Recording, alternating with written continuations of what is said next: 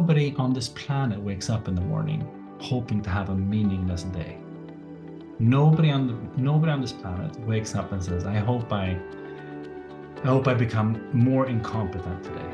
I hope I get less free. I hope that I'm less authentic.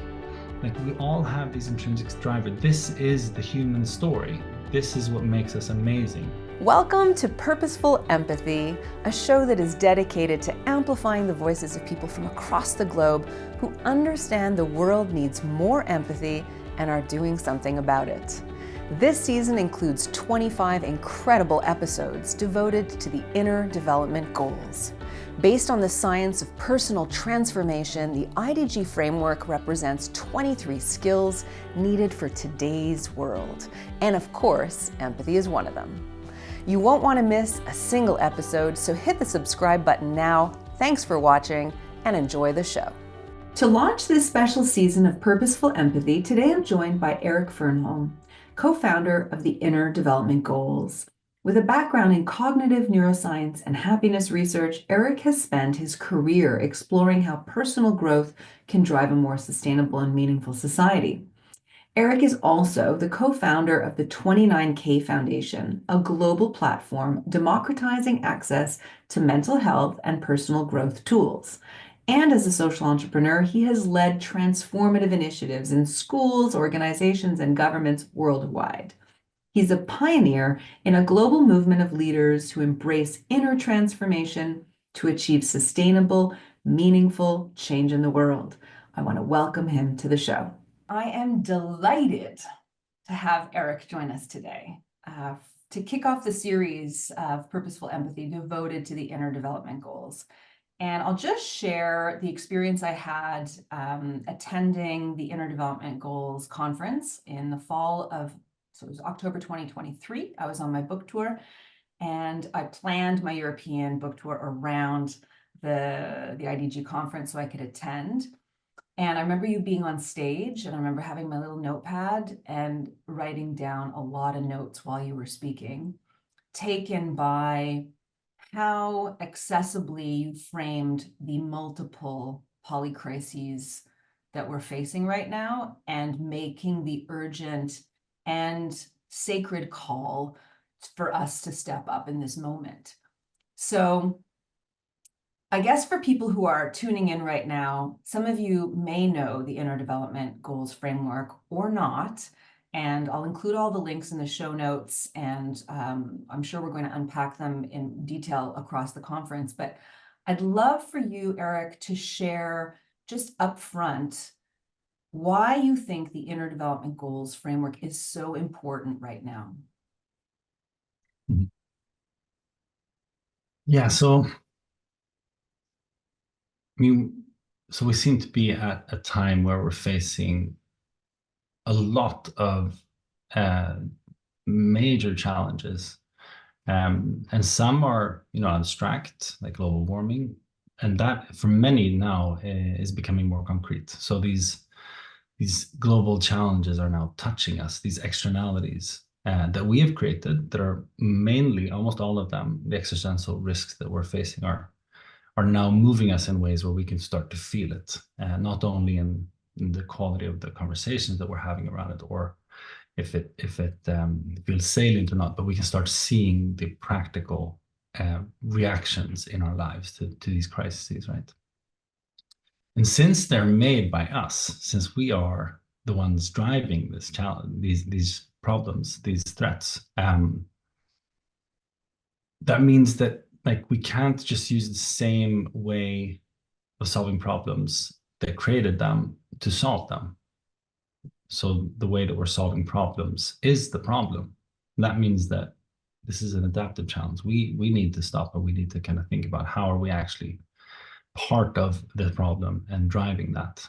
So any conversation, and here I don't hold the IDGs to a super high regard. I mean, anything that would drive a conversation, any exploration, any forum that would invite the conversation and the learning of how are we part of the problem, how can we be part of the solution, and to hold the kind of discomfort of that, and to see that I probably need to change how I'm relating to myself, to others, and to the world. And so do we collectively need to do the same in the systems that we're kind of running in society.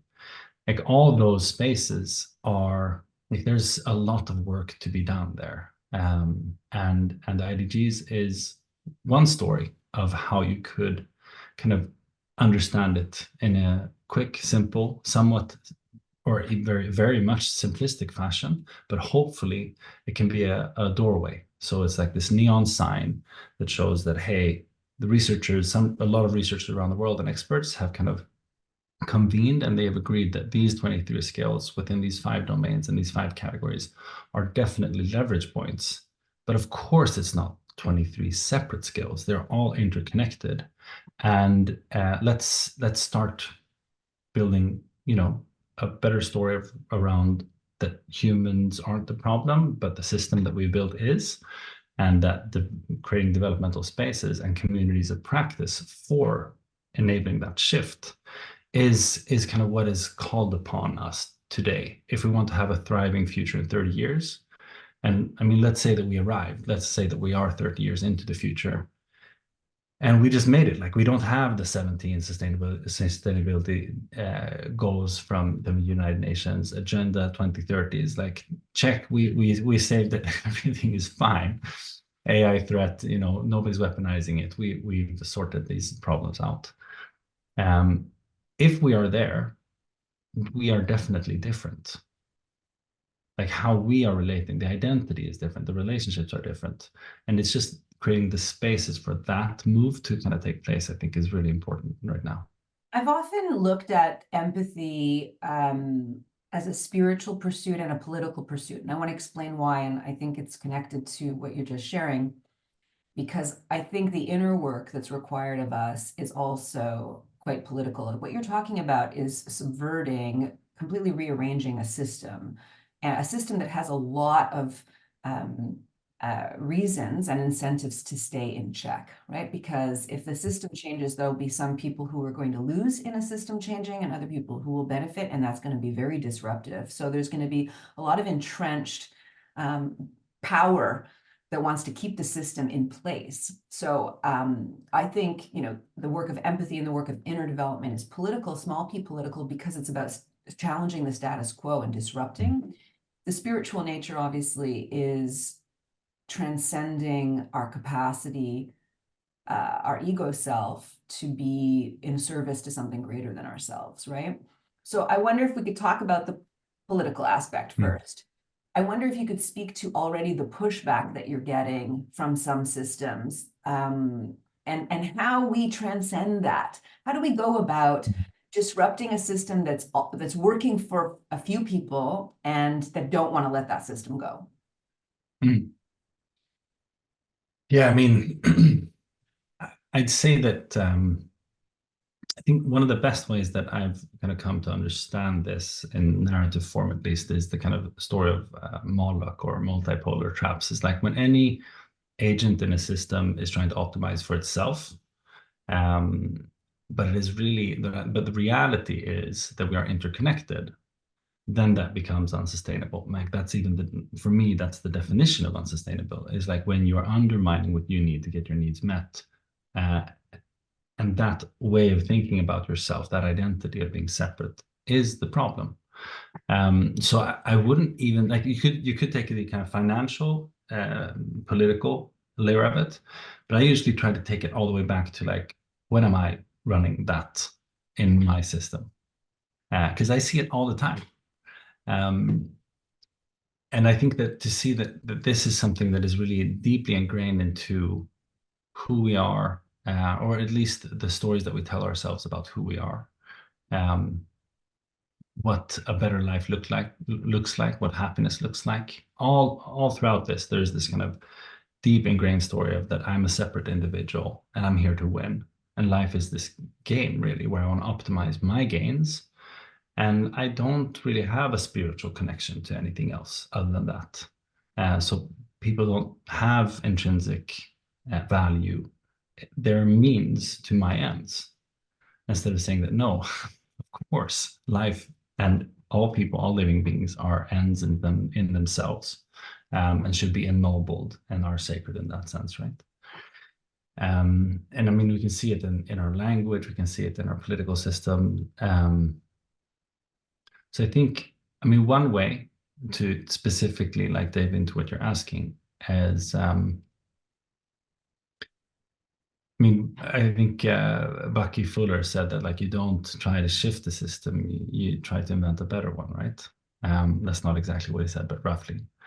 And that's also what I'm seeing in the organizations that we work with or the other types of systems, is that it's usually this kind of cross section of an organization that kind of see this and sense that something's wrong, that I want to feel meaning and purpose in life.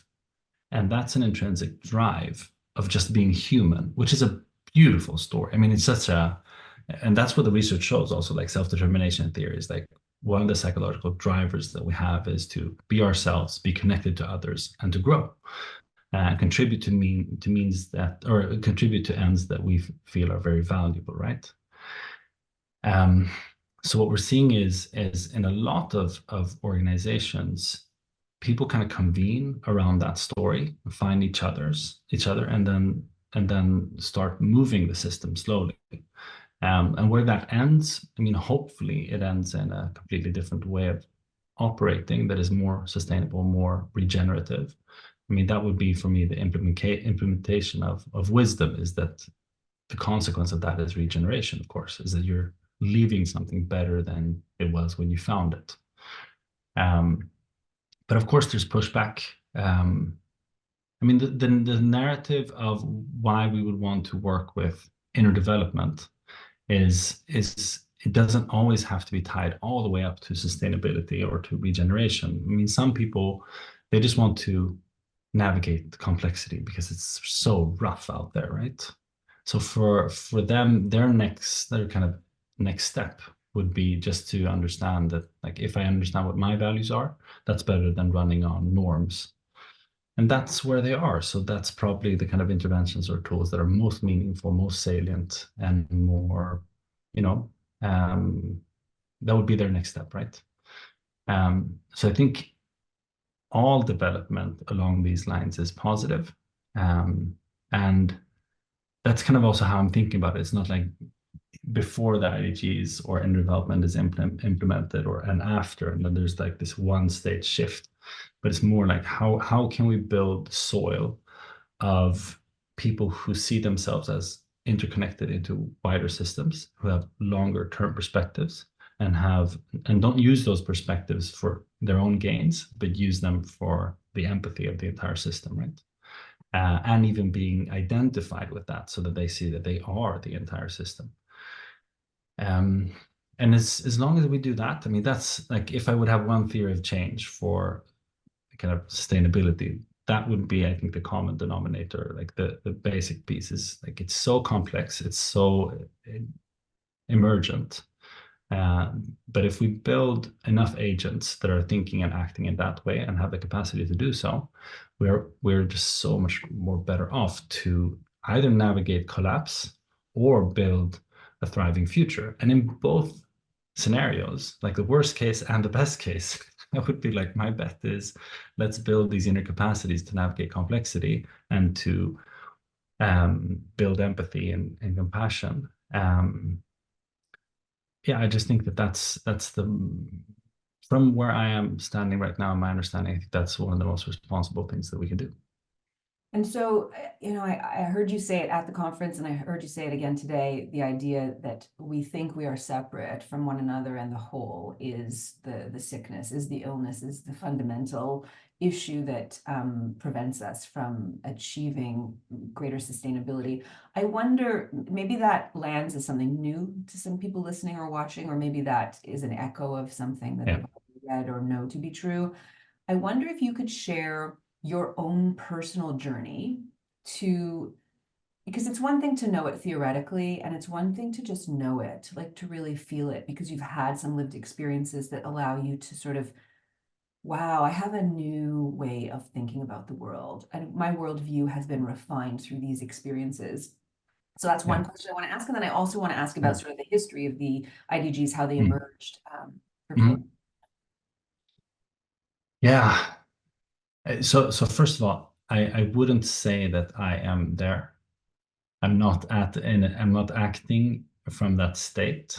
I really love to be around people who are more so doing that. I see myself as a like beginner, like super novice in this. But I can see some, decisions like, so I was running, I was the CEO of the Trondheim Foundation, and we had to let one of the employees go. And that was really painful, because we aren't building it as just like a corporate entity. Like we really want to move and scale these spaces for development. And this person really cared for that. But due to different issues, we had to let this person go. And usually in a transactional, like professional relationship, it's like, okay, we let her go. So what's the contract? What's the deal? Da da da da. And I was like, that's not how if I'm thinking about who I would aim to be as a person, if I'm thinking about these people who are acting from this more interconnected, more responsible, more holistic way of thinking, like I started asking myself these types of questions in this very complex situation, because I felt so torn between, like, this is somebody who I care for, and I would never treat a family member in that way, for just letting them go and say, okay, goodbye. You have, X weeks notice, or, there's the legal process of that. So instead, I was talking to the management team, and I was like, okay, so what does she need? What does this person need? How many weeks does she need to find a new job? And what can we do to make sure that she is well off? And what context does she need? Like, we are the big player here.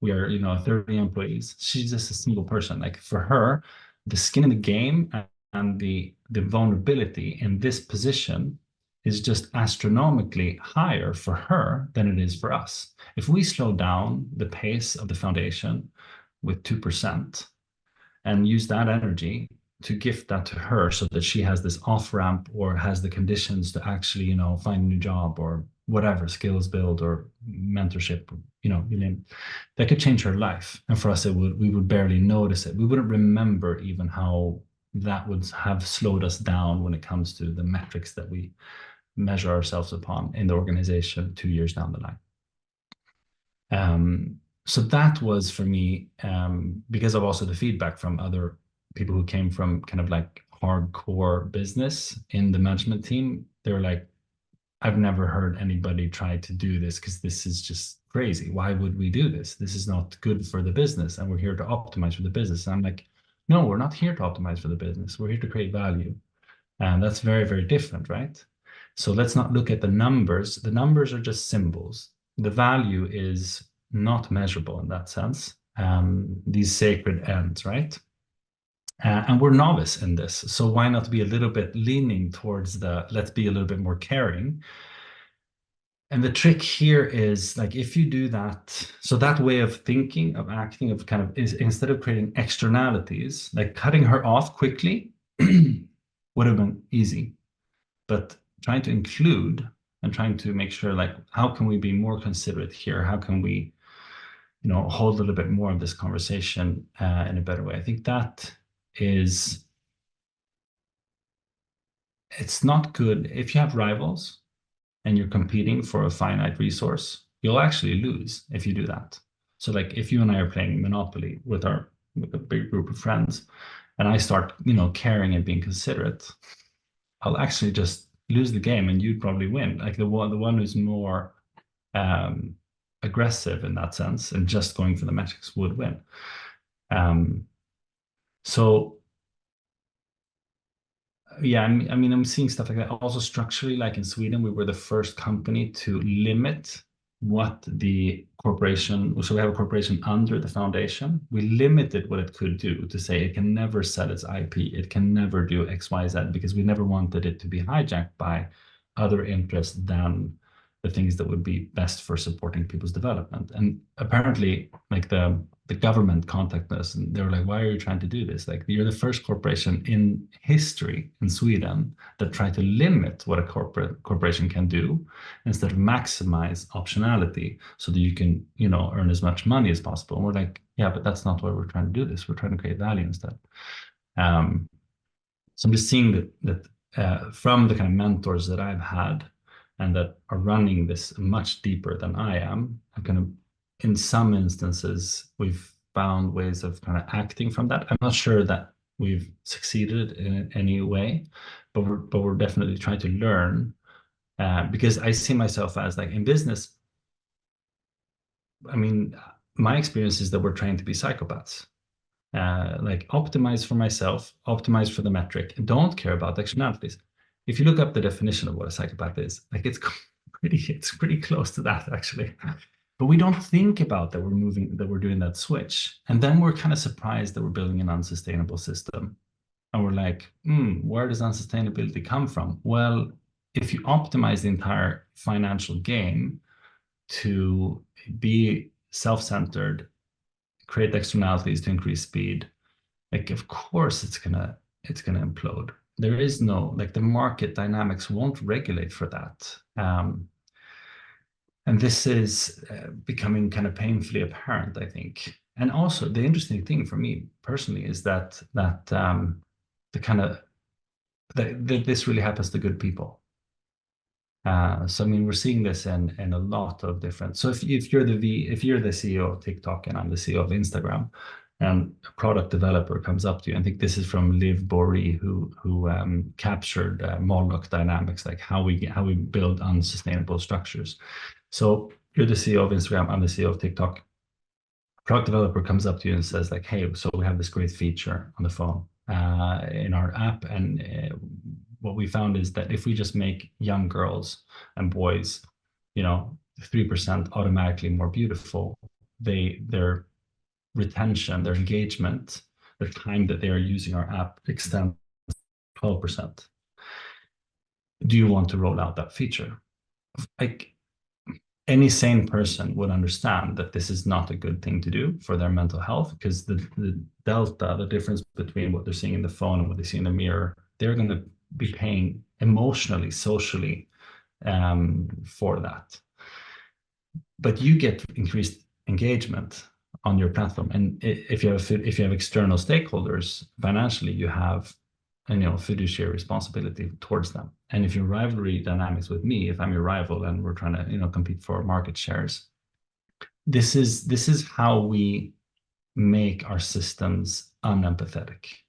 So, like, why would we even have a need to talk about empathy at all? Human beings are hardwired for empathy, but then we get hijacked to become, detached from human beings. I mean, it is somewhat a psychopathic experience to just walk down the street, because in Sweden and in the States as well, like I was in San Francisco a while back, and I was just crying because I'm walking by an old man and he has a wound, but he's just sitting there. And I'm walking by young people who are, addicts and homeless. And they're like, I'm not even sure if some of them had passed away, and they're in such bad shape. And I need to go to my next thing, right? And I'm like, this is not natural. This is like, if you see somebody hurting, you want to help them, of course. Like, if you see a 4-year-old, if my son Adrian would have walked with me on that street, that would have broken his soul, right? I mean, that would not have worked. So we're kind of conditioned to think in a way that we're a lot more separate than we are. And then we've been conditioned, throughout our entire lives. It's almost like we've been playing that game of Monopoly again. And all of our lives, we've been just thinking that Monopoly is how life works. It's this, there's a finite resource, winner takes it all, gain as much power as you can, focus on yourself. And when you're born into that, you start looking around and saying, like, so what's the story of being human? What does it mean to be human? Do we need more humans on the planet? Maybe we should have less humans, because obviously they're not good for themselves. And that's the narrative, this kind of nihilistic, anti-human story that has really been creeping in. I mean, young girls today, a lot of them are choosing not to have children, for example, because they say that we don't need more human beings. And I'm not sure if I want to bring more of us into this world. And it's just such a violent story, because Monopoly is not the only game we can play, and it's not even a good game. Like, it's not even the evolutionary game that we have been primed to play. But since we are social creatures, we can confuse the physical reality with the social reality. And we haven't really seen the kind of social condition that we've been primed into. So we kind of need to, I think, wake up from this anti-empathetic Monopoly game and say, hey, is this the best we can do? And to say, like, I think that our challenge right now is that we need to start seeing that system and dreaming bravely into what other types of cooperations could we have as human beings that wouldn't sacrifice the future generations.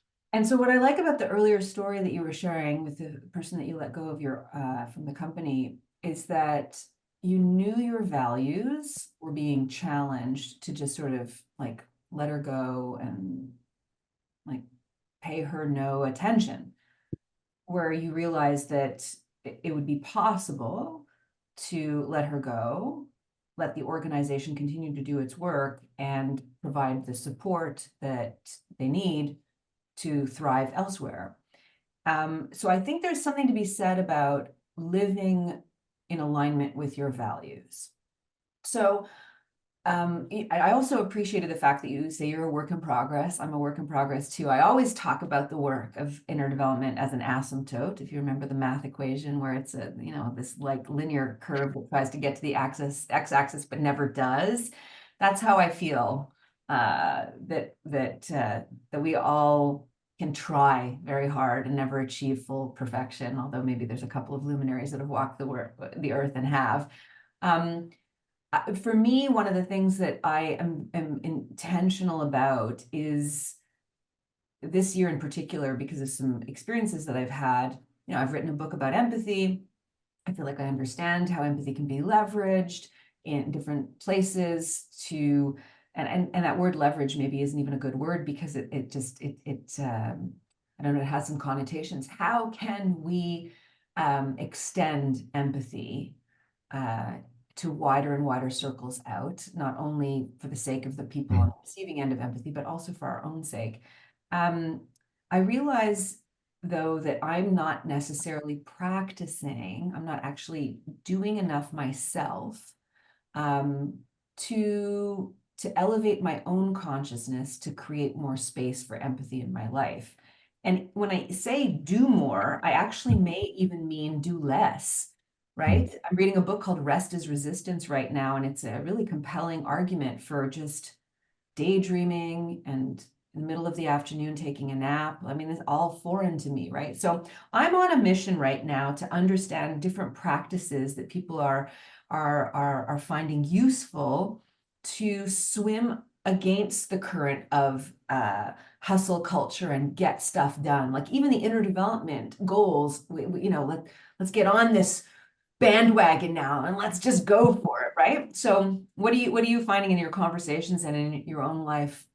And I know we haven't gotten back to the second question, but we will, that allows you to stay present to whenever you're in misalignment, or how are you evolving as a human?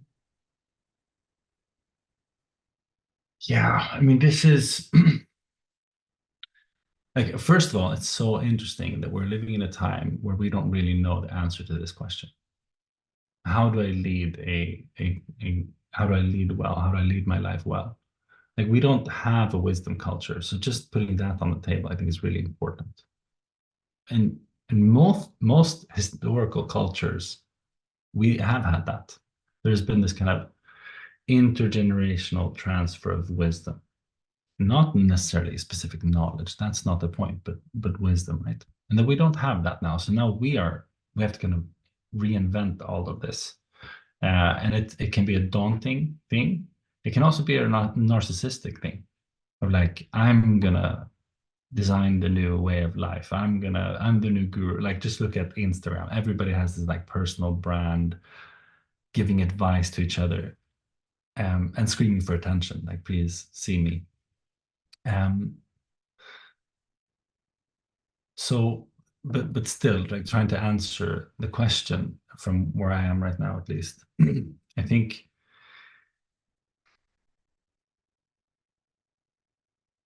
I mean, so one exercise that has been useful, or at least one perspective to answer this, is the kind of like retrospective take on life.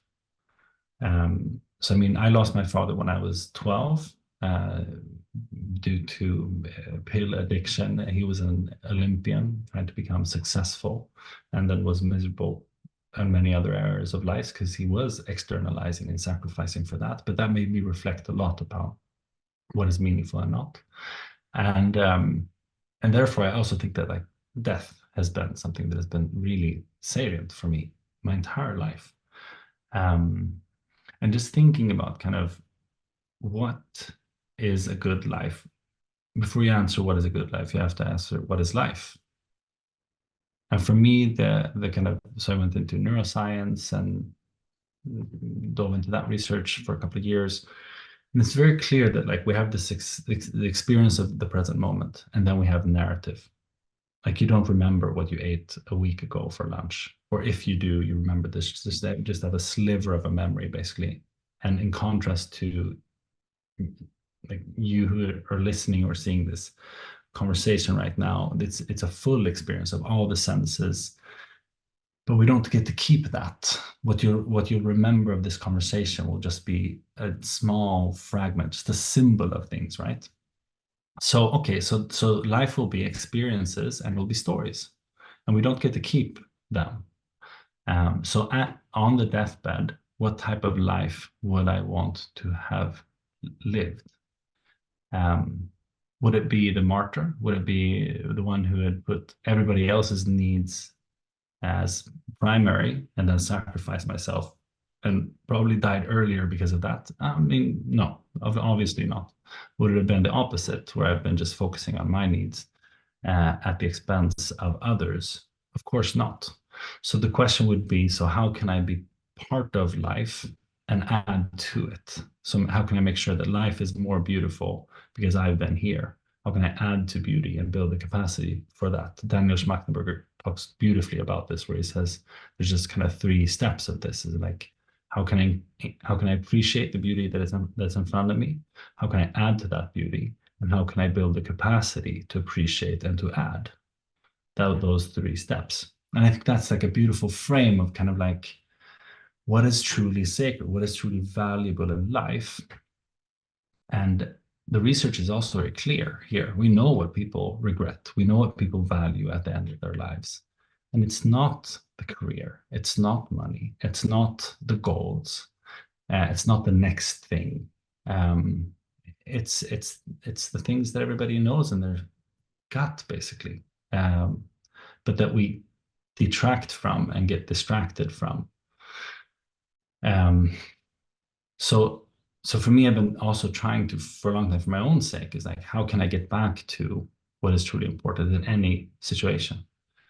And here I draw upon a friend of mine. His name is Zach Stein. He's an amazing thinker, and I'd say he's more of one of my people that I've learned the most from than a friend, but he's close to my heart, at least.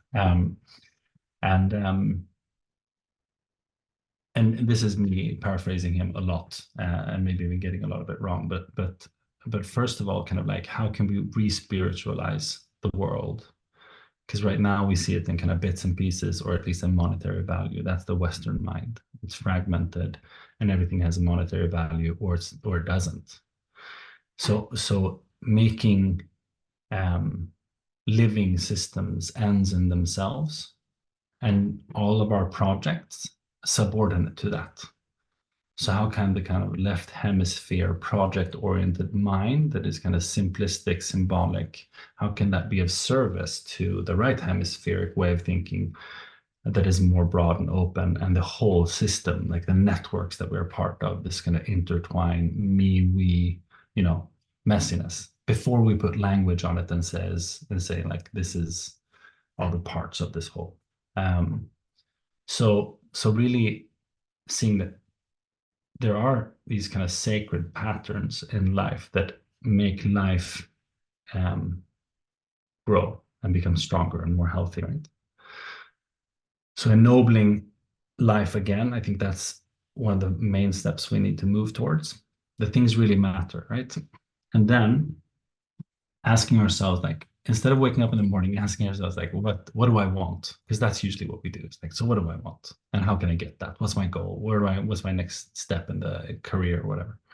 Instead of asking that question, like, ask what is needed in here, but out here as well. So in this entire system that I can act upon, and that can be different levels depending on where you are and, power structures or capacity or whatever, just you're seeing, but what is needed from what I'm seeing right now in my relationships? Is there a family member who just needs to be listened to, or a colleague, or like, if people are ends in themselves, can I listen in to the needs here?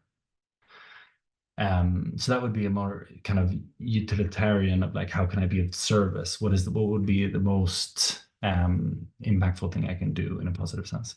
And then the third aspect that I find very useful is this kind of asking ourselves, like, in this situation, am I avoiding discomfort, or am I acting for who I aim to be as a person? And for me, that it hits home really hard, because there's so many situations in everyday life that so like just yesterday, like, I had a conflict with my wife because we had friends over. We had 3 small kids. They're 1, 3, and 4, and she thought that I was talking. I was too in depth into the conversations that we were having, so that she had to juggle more than I was doing with cooking and running after kids. And that was true. But when she told me, I got a bit defensive. I was like, let's put some nuance on this. And like, but I wasn't always, and I also did that, and da da da da. And I was kind of trying to deflect my bad behavior, basically, me being irresponsible or being caught up in it, whatever. And just asking myself that question then and now is like, it's so obvious that I want to be a person. I was avoiding discomfort of her giving me kind of some constructive feedback instead of saying like, okay, how can I step up in this situation to become a person that I would be proud of being? So those perspectives, I really kind of, all of them have evidence-based foundations, but they're also, for me, very useful in an everyday setting. It's not easy, because what my experience is often that when you try to move more towards this kind of inner outer interconnected empathic way of thinking, all you discover is where you're broken, where you're actually not. And I think that's the right process. Like, the discomfort, if we're shaped by a system that is unsustainable, it will be a little bit tough to realize what health actually looks like, and to see that we have more work to do. And the easier thing here to do would be to just jump the gun and to say, I am this new thing. I'm super empathetic, I'm loving, I'm kind. And the thing is, when we identify with something, we usually just become blind to where we are not that thing. And the gap between who we think that we are and who we actually are in our lived everyday life just widens. Instead of saying like, okay, I really wish I was more empathetic, let's look into where I'm not. That's a much more humiliating, but humility and humiliating, they kind of have the same root. It's called etymology. Yeah. So I don't want to interrupt. I can sense you're sensing that I want to jump in here. I've been on a journey with you. So I love the fact that you were talking earlier about how we're having the experience in real time, and then we're having sort of like a little sliver memory of it that's symbolic. So I've been present to everything that you're saying as it's unfolding, and I've had thoughts and ideas and reflections. I remember at one point being very self-aware that I was taking a nice, deep, long, deep breath in, which is like, oh, this is a soothing part of the conversation. I'm like relaxing into it. And then there's some more challenging parts. So hopefully I'm imagining that 2 weeks from now, I will have like some narrative about how this conversation unfolded for me, physically, right? In addition to spiritually and intellectually. And I suppose people who are listening and watching will feel the same. So how to unpack all the different parts of what you were sharing. Some of it will just disappear into the ether and we won't get to all of it, but I'm sensing that what's nice about what you're sharing is that the IDGs in service to the SDGs, let's say, don't have to be a burden. We don't have to be heavy by the work that's ahead of us and all of the extra effort that we need to be more of this and more of that and less of this and less of that.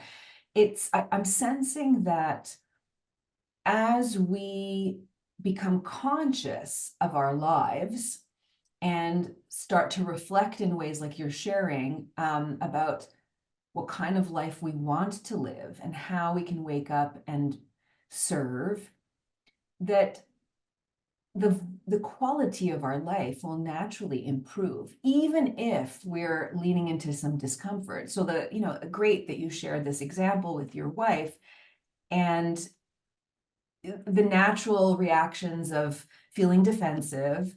And I also want to just add, I think I also sense when you were talking about discomfort all the way on a continuum to trauma, right? Like all of those ways that we've been wounded or hurt or disappointed, our egos have been hurt or something spiritual, but the pathway to growth and to evolution and to inner development is, I think, essentially a really positive one, where we feel much more expansive and much lighter and much more generous, right? And all of that is really attractive. I think people, who wouldn't want that? Who wouldn't want more loving relationships? Who wouldn't want to grow their community better? Who wouldn't want to be held by people who love us, that are willing to point out, hey, guess what? There's some room for growth here.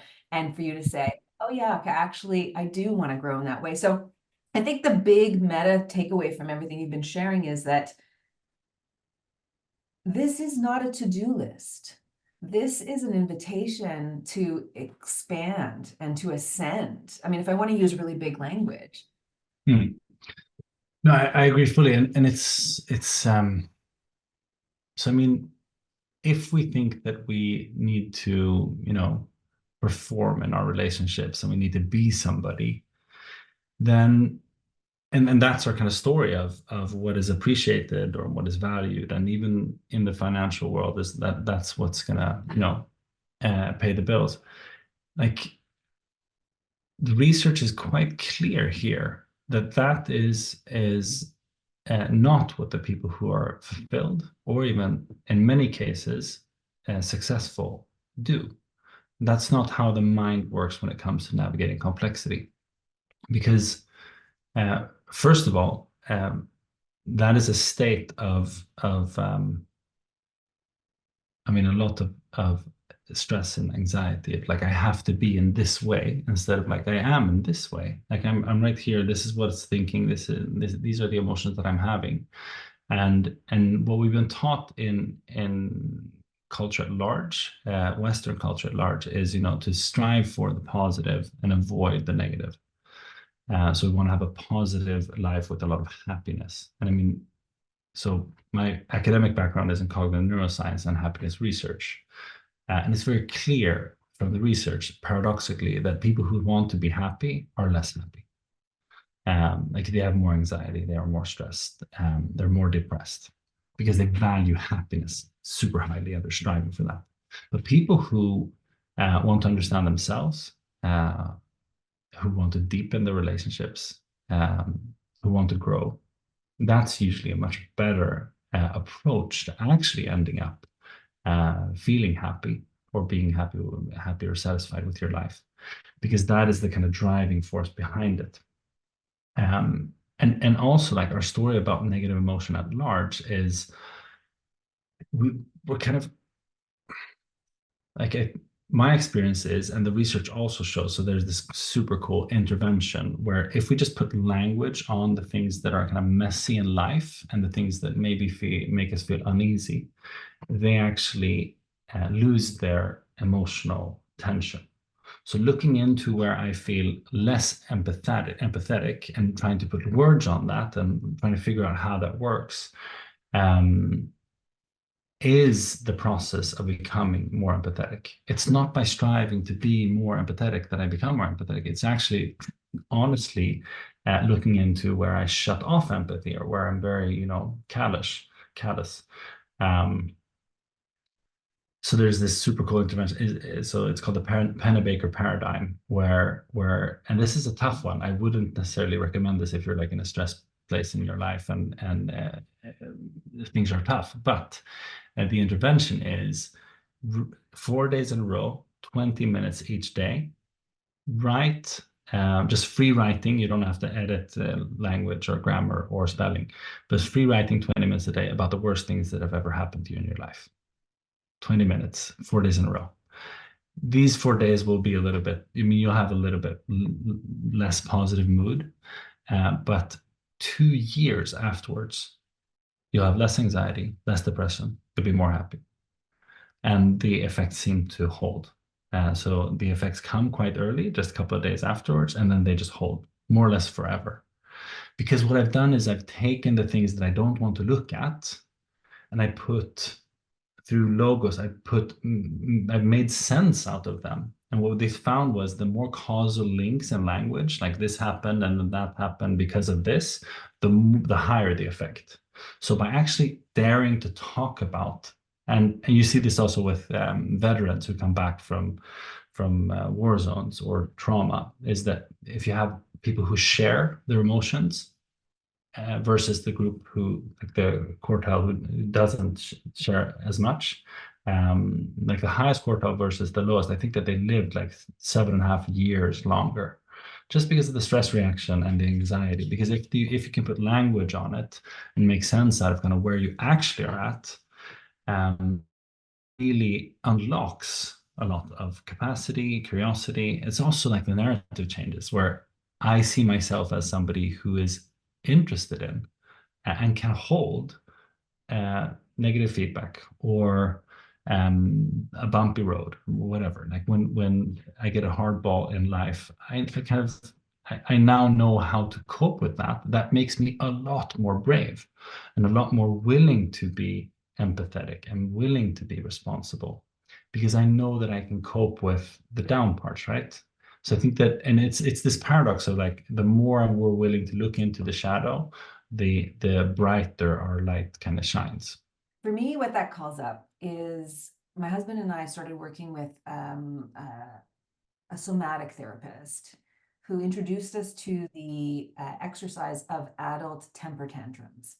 So it's a little one-page document. I'll include it in the show notes. And the idea is you don't do it when anybody is around to hear you, but you go into a room and you just thrash around and you exaggerate whatever you're upset about. And it doesn't have to be something you're upset about now. It could be something that happened to you during the day. But the goal of the tantrums, to be practiced on a regular basis, is to actually surface feelings. And as you're thrashing around, getting angry for 2 or 3 minutes, expunging the energy, somatically, because the energy is driving through you, you gain clarity on how you are actually feeling about whatever upset you, hurt you, disappointed you.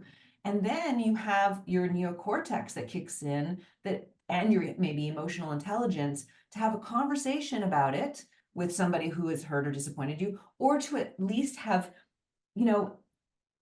integrated what's happened to you that's upset you. So you're not carrying it around you in your cells, basically, Yeah. So I find that really interesting.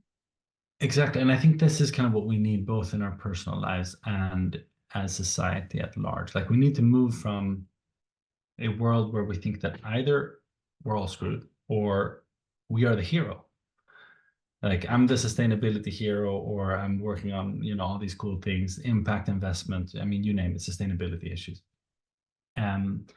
And what usually happens is either I have this kind of success story or the hero story, and eventually I just realize that this isn't giving me what I want, or I'm not having the impact that I need. And then you move into nihilism. You just feel that, the world is screwed, humanity is cancer on the planet, I'm giving up, right? So you move from the heroic to the tragic. And what I'm seeing more and more is also through the IDGs and the network of all the people who are kind of working towards this, is that there's this move from the heroic of like, I want to be the person fixing this, very action oriented, to this kind of more humble, through humiliating the hero basically. And then actually through that to say, you know what, maybe it's not just me being the hero. Maybe we need a movement that's so much larger than I am, because these problems are so much larger than I am. And maybe I'm just a small piece of this puzzle, but it's really important that I do what I can, and that we build the capacities to do so. So let's try to do that. And even though it's small, it could be sacred. It could be very important that we do it. And therefore, if we just show up, like for me personally, the outcome isn't as important, because if I'm just trying to be, if I'm trying to live as who I aim to be, and I'm caring for as much as I can, as much as I can bear to do, take as much as responsibility as I can, and I'm trying to do that, and I'm in the service of what is sacred, in the service of life itself. If I'm just moving along that path, I'm home. Yeah. I'm already there. There is no place to go other than that. I mean, I like, also another thing that was kind of evoked when you asked the question was also, so Alan Watts, he told this story a while back, which I think is so beautiful, because he says that this kind of left hemispheric, I'm going to get something, and when I get it, something is going to change. That part of the mind is easily hijacked because we're social animals, right? As we said before. But anyway, he says that life is usually told in a metaphor of a journey. So that like we're gonna get to, like when my kids are in preschool, and soon school is coming, right? And once they get school, they're gonna get grades, and then they're gonna move up to the next, tier of the ladder, and then it's high school, and then it's girlfriend, and then it's da, da, da, da, and they just move up the ladder, right? And eventually they arrive at having a career or being retired or whatever. And what Alan says is like, what they realize usually then is that they were fooled all along, and that the point wasn't that life was kind of just a journey to get to that point of freedom or happiness or wealth or success, whatever.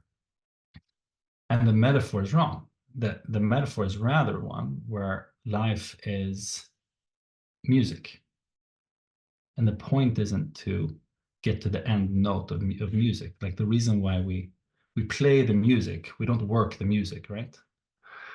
We don't work it to get somewhere. We're there for its intrinsic value, its intrinsic kind of sacredness of, this is my life right now. I'm in this conversation with you. So how can I be of service of that? And he says that the point of music is to dance. It's not to get to the end of the song, right? And for me, this is really kind of bringing in the sacredness of kind of souling the world. The saying, like, so what is life really about? What does it really mean to be alive?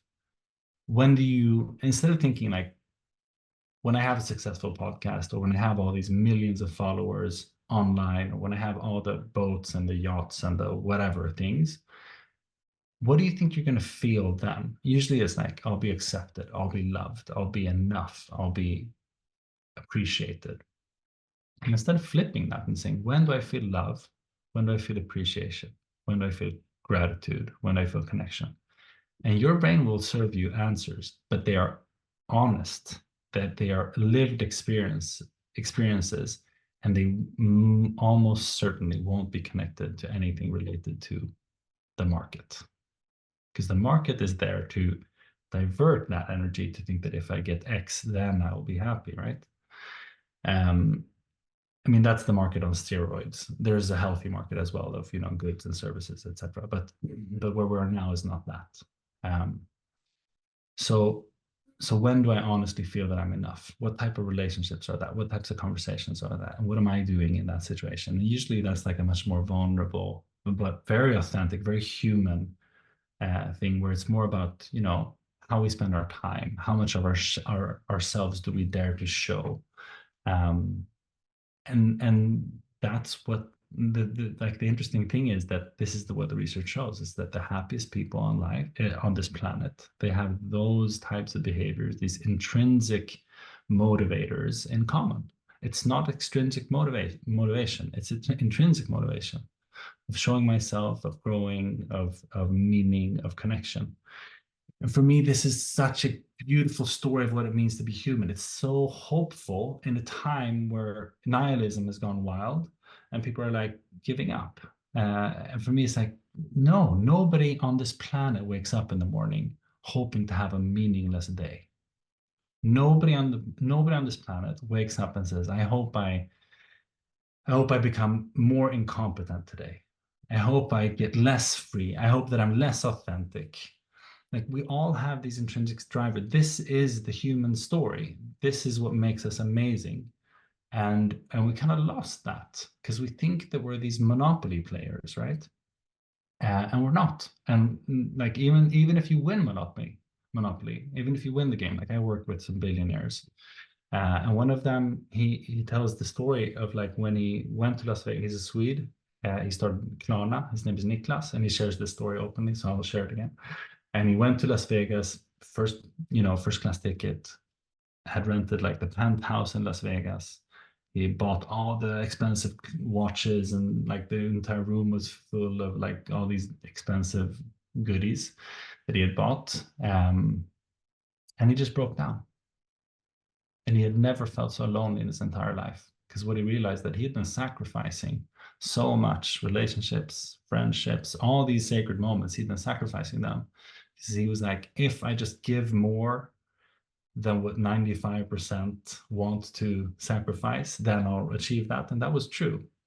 But at the end, he realized that was the wrong goal. And then he had this entire shift.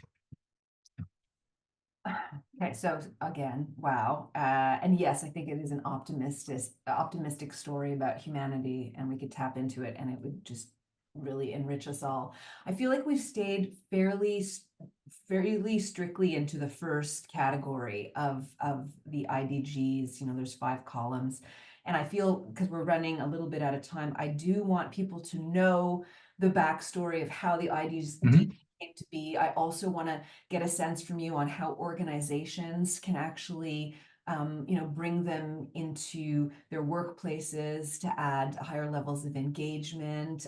So I wonder if we could step out of the individual and look more macro. Yeah, sure. So I mean, the IDGs is really, or it has grown into this framework to understand like how can we navigate really complex environments, what skills are needed for that, what ways of thinking, collaborating, acting are needed to successfully navigate that, but also not only how do we navigate complexity, but how do we also build a more sustainable world for ourselves and others, right? And what the IDGs is kind of adding to the entire sector, I think, and the reason why it's taking off in governments and multinational corporations, school systems, etc., is that it's a very easy story to understand that if human beings are driving these problems, there's this inner shift that has to happen, and we're kind of mapping that system out.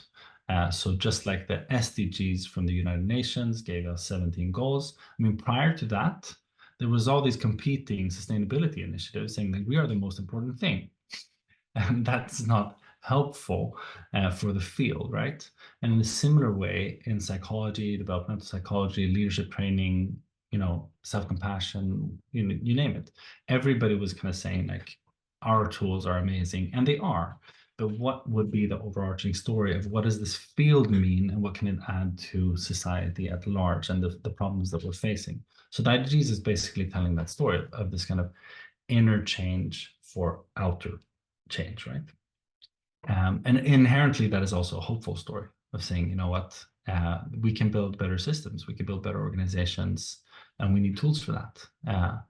So the first part is, of course, the framework of kind of these 23 skills that we asked 4,000 experts, like, what do you think is needed? What skills are needed for us to reach a sustainable, to reach the SDGs? That was the first version of the questionnaire.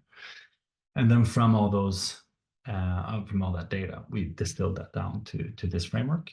And then what has also happened is that there's really kind of emerged these communities of practice between corporations of saying, how can, or organizations as well, how can we start implementing the best tools?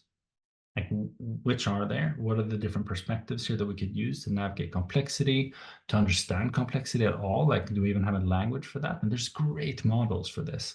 And then also, how can I drive these types of transformational processes, both in myself, but also for an organization? Because most of the tools that people are using out there don't work. Usually what they do is, they take in an inspirational keynote session, they have a workshop, they give people a book, and they're like, okay, cool, now go home and manage stress or build empathy or live with purpose or whatever. And this is an infinite loop of, selling a package, people leaving very pumped up, saying like, great rating, 10 out of 10, this course was great.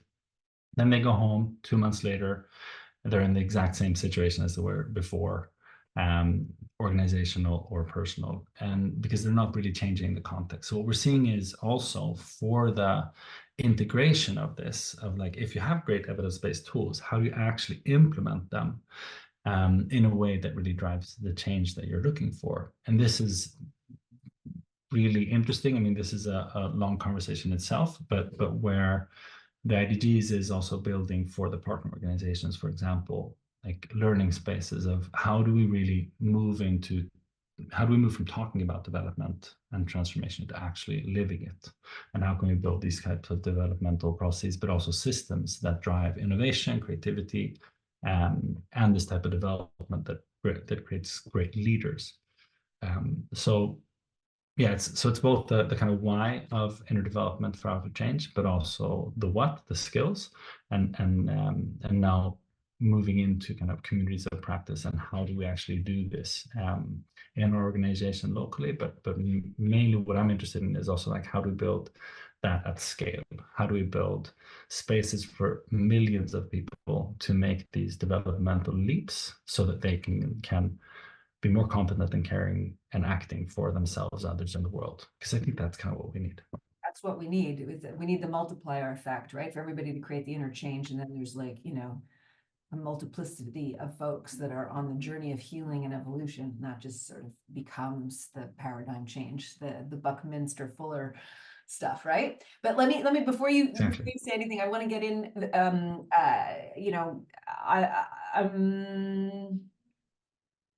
I know that it's an open source framework and people can use it as they see appropriate. I'm sure there are people who look at the framework and see some skills that are missing, or that they wish were there. For example, why isn't joy there? Why isn't forgiveness or healing or reconciliation there? So what do you say that it's not a fait accompli, it's evolutionary? Maybe some people might critique it. Oh, well, it's coming from Sweden, right? Like, nice looking white people with blonde hair and blue eyes, not living famine or war right now. What do you say to all of that critique? Yeah, I mean, first of all, I think it's quite valid. I mean, this started with very low funding. It started locally. It started through some conversations in a network that have been working with these topics that had this kind of Scandinavian bias, right? And what happened was that it took off. It wasn't planned, but it really took off. So we tried to get as many people into the kind of 4,000 cohort as possible, but it was very biased for kind of Western European American. And then these voices also emerged. Of course they did, because they started seeing it in the global south, indigenous cultures, all over China. I mean, all over. The people are like, but we love it. There's energy here. We're attracted to it, but we want it to be higher quality. We want to add to that. So together with our partners now, we're trying to kind of integrate those perspectives as much as we can with this kind of second version of, or the second iteration of the questionnaire, aiming actually at 2 million respondents globally, representatively, and maybe listening a little bit more towards indigenous cultures. That's a little bit tricky as well, because it is very Western to think that you can send out a survey or put, indigenous people on a stage and say, please tell us your knowledge. So it's a Western context. We have these rows that we built that's very similar to school. And then we say, please give us, and this is our way of respecting indigenous knowledge. And I'm like, maybe we should be a little bit more humble here. This is not the way that we maybe respect indigenous knowledge. So let's not jump the gun too early. And let's instead say, the format in which we are even gathering information here and the format in which we are running the summit is heavily biased, and it may be part of the problem. But let's keep that in mind, and let's try to listen in other ways as well, instead of saying, at least we have all people around the world represented in our format that was already very biased. So I'm trying to really kind of, like, the question I'm asking myself a lot in these processes is, how can we, since we're getting a lot of attention to the IDGs, and with that a lot of responsibility, how do we make this as trustworthy as possible? And sometimes that means let's not grow too quickly. Let's not overstretch here. Maybe more isn't better. How can we look into our own biases or faults, and accept the limits of what a thing like this can do, so that we can do the things that we actually can do really well.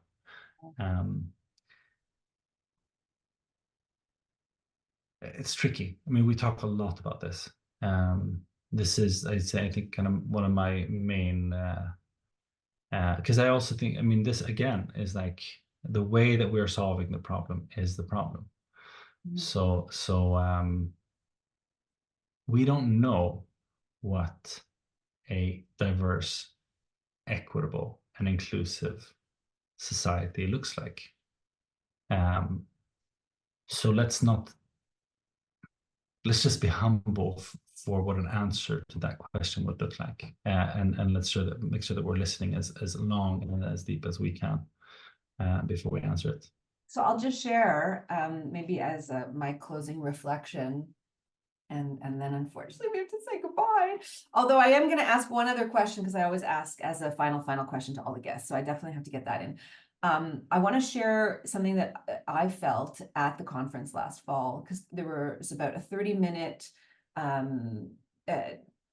time frame in which people answered the question, or something along the lines of, what's absent here, or what blinders do we have on, or it was something, it was like let's be critical of the moment that we're in right now. And so everybody, 2,000 people in the audience put in their responses, and you can almost predict the kind of critiques that would come up. And there were about 5 of them that they shared openly. And then we discussed it with a partner, whoever turned to your left or your right, or whoever was sitting in front of you or back of you. And I remember having this aha moment around, yes, we've surfaced and named the fact that this is a Western framework, or that it's not as there's not enough diversity here, or whatever. And let's not throw this framework out just because we're still a work in progress. So let's not get too excited that we have the answer. Let's acknowledge that there are ways that we can make improvements. Let's really be earnest about unearthing those and bringing those in, even if that's uncomfortable or changes our paradigm. And just holding space for that made me think on a personal level, you know, I still get manicures once in a while. And what does that say about me as somebody who is concerned about the well-being of others and the world, right? So we're not perfect. And I think the striving towards perfection gets in the way of the earnest asymptote. Yeah. Yeah, exactly. I mean, because what if the idea of being perfectly representative of all cultures, of what if that idea of being perfect at something is part of the problem? Yeah. Yeah. Where instead of a more healthy response would be, let's learn as much as we can towards these ends. Mhm. And let's keep that dialogue as open and as constructive as possible.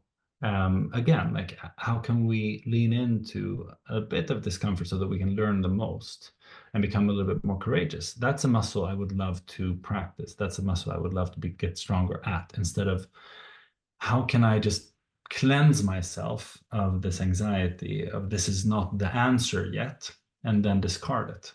Instead of saying like, like again, let's make this a community of practice where we are not perfect, where there is no guru giving us the answers.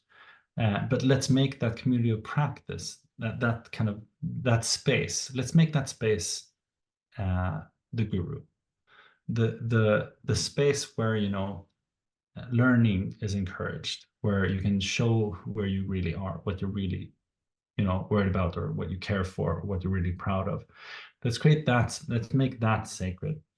And the more spaces we have that really deeply can encourage us to see ourselves and to grow together, I mean, that's something I would be proud of. And a very few people have that in their lives. So I mean, one of the foundations that actually was a kind of precursors to the IDG was the 29K app, 29K platform. It's a nonprofit foundation, and we just released a year ago the Aware app, where it's free, and anybody on the planet can join a group where they, with a live video, share, go through a process of using a tool. It could be the 90-year exercise of like, this is me on my 90-year birthday, and 3 people come up to me and they tell me about my life, and then we share that with each other, with 3 other strangers, right? And it's this amazing experience, and it's free, and it's very, very meaningful. And now we know that we've had like 100,000 people who have been part of processes like that are powerful enough to change their lives, and it's been free. And I think that the more spaces we can have like that, the better it is. Because as soon as you think that you are the good, you are the new, you are the holy, the better than the perfect, I'm sorry, like my experience is that that's more part of the problem than it's part of the solution. And when I became a father the first time with Adrian, I asked myself, because I've been in this developmental research space for 10, 15 years, I asked myself, I was like, so okay, of who of all the people I know in this space would I want to have a close relationship to kind of imprint on my son, Adrian? And I didn't get a lot of answers from my mind. There was a lot of experts, a lot of kind of people who thought that they were very developed, who could talk a lot about the models. But then one person came to mind. His name is Björn. He passed away in ALS a couple of years ago, sadly. But he was very imperfect. He'd lived as a Buddhist monk in Thailand for 17 years. And he came back to Sweden. And he was always so very gentle with his own with the parts of himself that he was shameful about. So kind of like how he held his own imperfections was with so much love and care, that just being around him, like sometimes he was an asshole, like sometimes he was not at all holy in any sense, but the experience of being around him was that he could see that and bring a lot of care to his own imperfections. And he was never striving to be perfect. The only thing he was kind of striving for was like, can I bring care enough to to my faults, And being with him, talking with him, was this experience of, wow, you can be like that towards yourself and still be loved. And it opened up the space within me where I was like, okay, that's who I would want to become, as showing more of myself. And that's who I would want my son to learn from, not to have the answer, not to be perfect, but to relate to oneself in a very human way, so that there's no shame, there's no like fear of exclusion from the group, because there's no shame from me towards me, right? I mean, that was so, yeah, it was very powerful for me.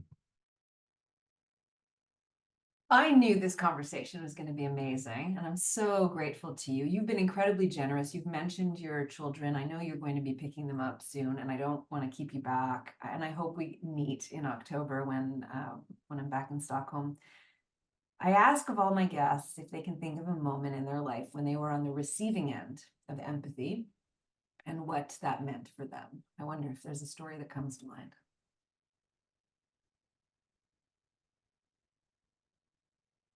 Receiving end of empathy. Yeah, I mean, there's loads. I'm very blessed in that sense. I think the first one that really comes to mind now is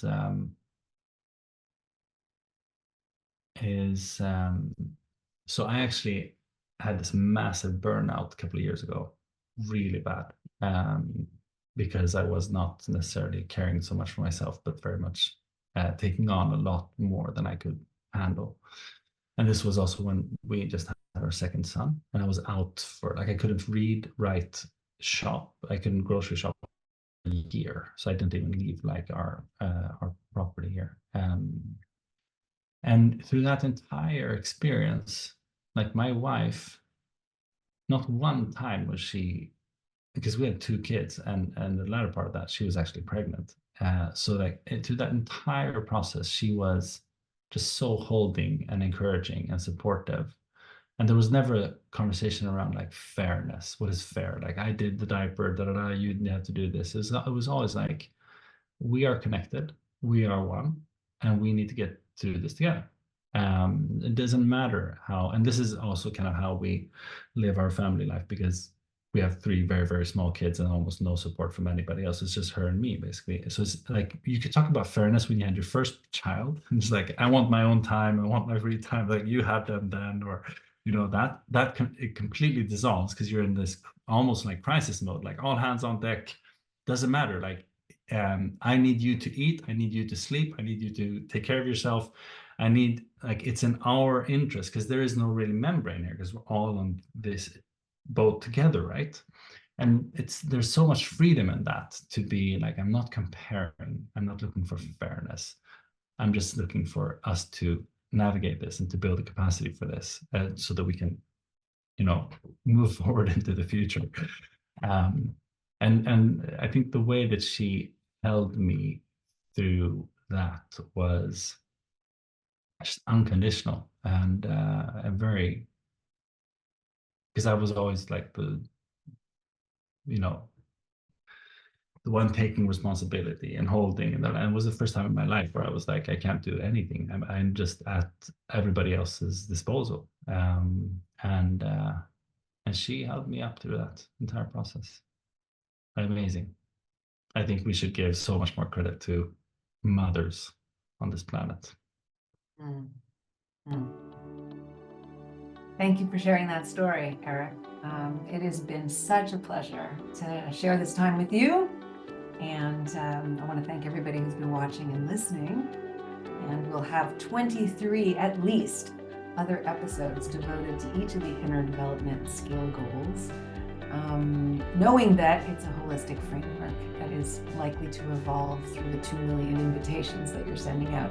And people can get more information in the links below, and can join a hub, start a hub. There's about 600 hubs worldwide. Thank you, Erik. Thank you so much. Thanks for listening, everybody. If you know someone who'd benefit from this episode, please share it with them. Post the link on your socials and hit the subscribe button now. The world needs more empathy, and you have an important role to play.